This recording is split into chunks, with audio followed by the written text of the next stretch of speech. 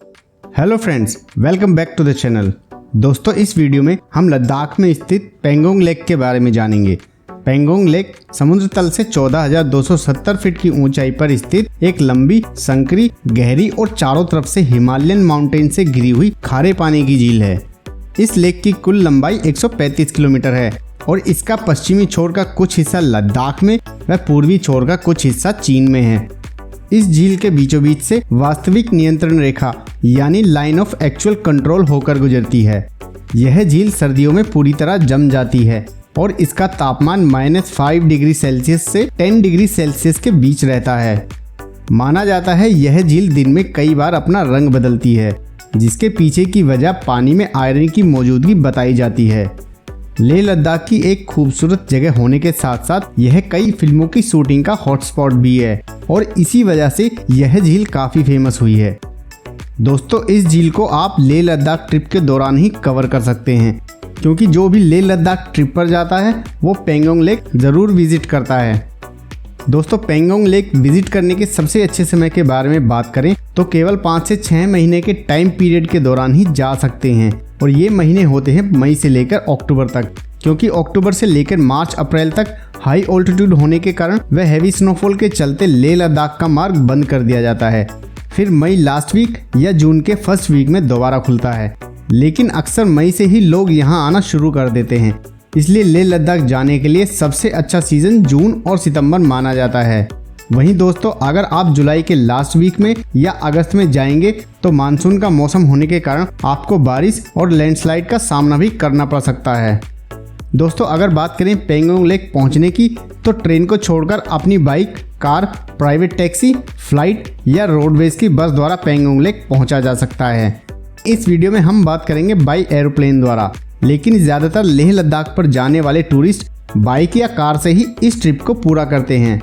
दोस्तों, पेंगोंग लेक का नज़दीकी एयरपोर्ट लेह में स्थित कुसोक बकुला रिपोंची एयरपोर्ट है, जो लेह मेन सिटी से मात्र 2.5-3 किलोमीटर की दूरी पर है।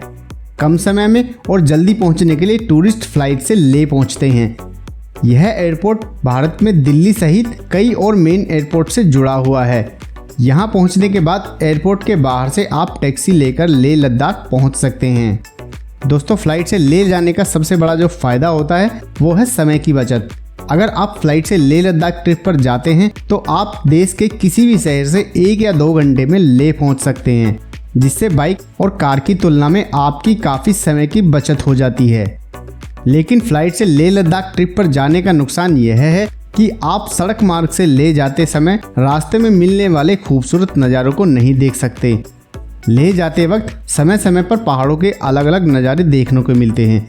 फ्लाइट से जाते हुए ये सब नज़ारे मिस हो जाते हैं, जबकि लेह लद्दाख रोड ट्रिप एक ऐसी ट्रिप है जिसमें मंजिल से ज़्यादा सफ़र खूबसूरत होता है।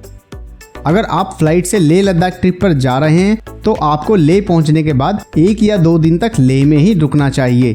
अधिकतर सभी लोग करते भी यही हैं, क्योंकि इतनी अधिक ऊंचाई पर पहुंचने के बाद अगर आप तुरंत अपनी आगे की यात्रा शुरू कर देते हैं तो आपको ऑक्सीजन की कमी होने के लगभग 80-90% संभावना बनी रहती है और ऐसा होने से आप हाई एल्टीट्यूड सिकनेस का शिकार भी हो सकते हैं।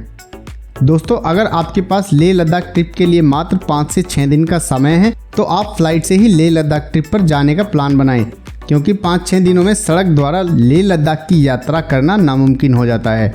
लेकिन अगर आपके पास 10-12 दिनों का समय है तो आप सड़क मार्ग द्वारा लेह लद्दाख ट्रिप पर जाने का प्लान बना सकते हैं, ताकि ट्रेवल करने के दौरान रास्ते में मिलने वाले खूबसूरत नज़ारों का भी लुत्फ उठा सकें। दोस्तों, लेह में रुकने के दौरान आप वहां के लोकल साइट्स जैसे hall of fame, Shanti stupa, magnetic hill, Leh place के साथ साथ लेह मार्केट को भी विजिट कर सकते हैं और 2 दिन बाद अपने प्लान के अनुसार आगे की यात्रा शुरू कर सकते हैं। दोस्तों, पेंगोंग लेक के बगल में दोस्तों के साथ स्मॉल कैंप्स लगाना एक अमेजिंग एक्सपीरियंस है, क्योंकि झील में टूरिस्टों को नेचुरल ब्यूटी, क्रिस्टल वाटर और सुंदर पहाड़ियों के खूबसूरत व्यूज देखने को मिलते हैं। पेंगोंग झील टेंट लगाने के लिए बहुत ही खूबसूरत जगह है। कैंप्स के साथ साथ टूरिस्ट यहाँ रहने के लिए होम स्टे या होटल्स भी ले सकते हैं, क्योंकि इस झील के आसपास में ही कुछ होटल्स, रेस्टोरेंट्स और होम स्टे वगैरह की सुविधा भी उपलब्ध है। यहाँ लोकल घरों में टूरिस्टों को रहने की सुविधा भी दी जाती है। पेंगोंग झील पर यहाँ आपको कुछ भोजनालय और स्टॉल भी मिल जाते हैं, जहां लोकप्रिय स्थानीय भोजन में मैगी और चाय के साथ साथ स्थानीय व्यंजन जैसे थुक्पा, नूडल सूप, मद्रा आदि खाने को मिल सकता है, मगर यहाँ पर भोजन के ज़्यादा विकल्प नहीं हैं।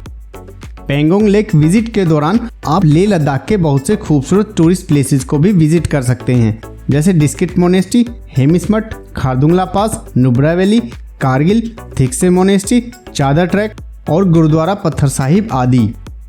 दोस्तों बात करें लेह ट्रिप के दौरान आपको कौन कौन से परमिट्स बनवाने पड़ते हैं, तो आपकी जानकारी के लिए बता दें, चूँकि पेंगोंग झील चीन भारतीय वास्तविक नियंत्रण रेखा यानी LAC line of actual control पर आती है, इसीलिए पेंगोंग झील की यात्रा के लिए आपको एक आंतरिक लाइन परमिट बनवाना होता है।